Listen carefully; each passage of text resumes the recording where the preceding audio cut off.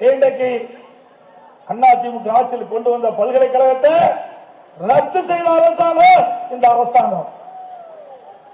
இந்த அனைத்து இந்திய அண்ணா திராவிட முன்னேற்ற கழகத்தில் மக்களுடைய நலன் கருதி மாணவருடைய நலன் கருதி கொண்டு வந்த அம்மா பெயருக்கின்ற பல்கலைக்கழகத்தை ரத்து செஞ்சாங்க. ஆனா ஆண்டவன் அவர்களுக்கு அந்த மந்திரி பதவியை பறிச்சுட்டாங்க.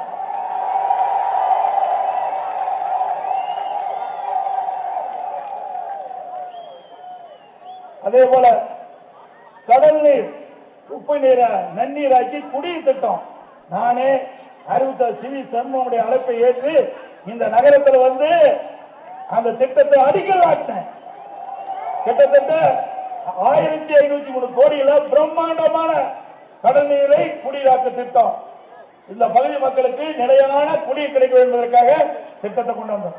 அதையும் ரத்து செய்த அரசாங்கம் திமுக அரசாங்கம். அது மன்னிக்கலாமா?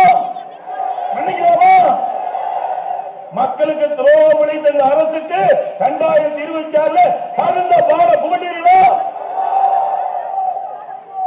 அதே போல நந்தன் கால்வாய் திட்டம் நீண்ட காலமா கிடப்பில் போட்டிருந்தாங்க. அறிவிச்சாளர் சண்முகம் கோரிக்கை வச்சாங்க. இது விவசாயிகள் இருந்த ஏரியா, பாசன வசதி பெறணும். நந்தன் கால்வாய் திட்டத்தை அதிமுக ஆட்சியில் தான் நடைமுறைப்படுத்த முடியும். சாத்தியமாகும்னா அது அதிமுக ஆட்சியில் தான். அதற்கு கோரிக்கை வச்சாங்க. புனரமைக்க 26 கோடி ரூபாய் நான் கொடுத்தாங்க.